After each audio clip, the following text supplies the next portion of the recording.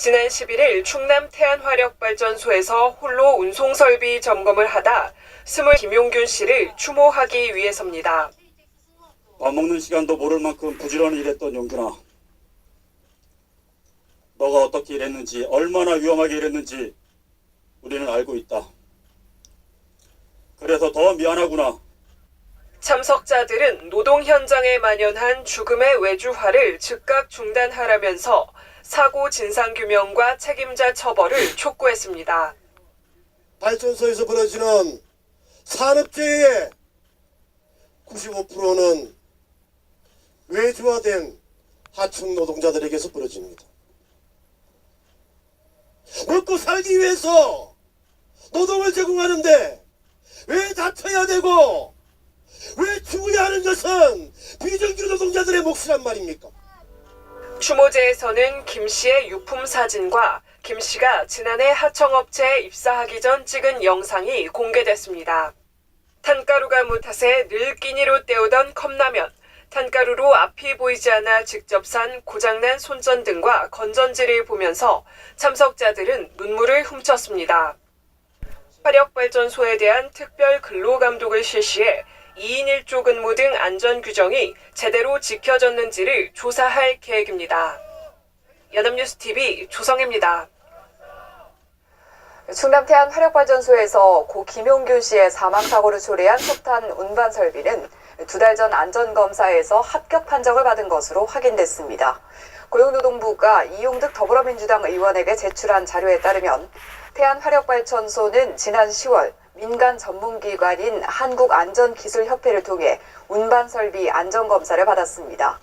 이 검사에서 사고를 낸 설비를 포함해 모든 컨베이어 벨트가 안전장치 여부, 정상 작동 여부, 비상정지 장치 배치 등 항목에서 합격 판정을 받았고 안전점검 부실이 사고 원인일 수 있다는 지적이 나옵니다.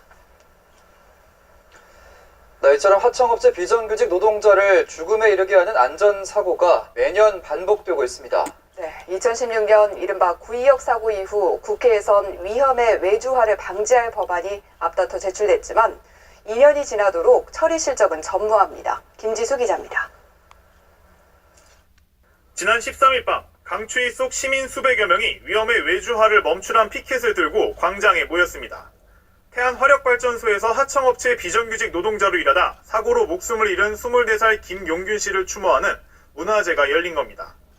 현장에선 정규직이 하던 일이 외주화되면서 2인 1조 원칙이 지켜지지 않았다는 비판의 목소리가 이어졌습니다. 4년 전에도 보령 화력발전소에서 홀로 일하던 30대 하청업체 비정규직 노동자가 컨베이어 벨트에 몸이 끼어 숨지는 등 최근 5년간 발전소 안전사고 중 97%가 비정규직에게 벌어졌습니다.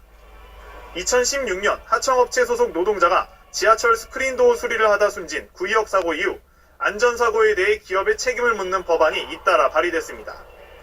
하지만 위험작업 사내 하도급 금지, 안전의무 강화를 골자로 한 7개 법안은 아직 상임위원회 문턱조차 넘지 못했습니다. 그 사이 지난해 12월 경기도 용인에선 타워 크레인 작업 중 7명이 추락해 3명이 숨지고 4명이 다쳤는데 모두 하청업체나 재하청업체 직원들이었습니다.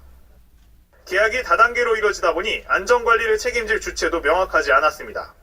사고 발생에 대한 책임을 원청이 분명히 질 수 있게끔 하는 법이 진작에 책임을 이제 법으로 분명히 명문화하고 거기에 대한 책임을 지우는 노력이 필요하다. 지난달 정부는 28년 만에 산업안전보건법 전면 개정안을 마련해 국회에 제출했지만 이 역시 국회의 무관심 속에 잠자고 있습니다. 연합뉴스TV 김지수입니다.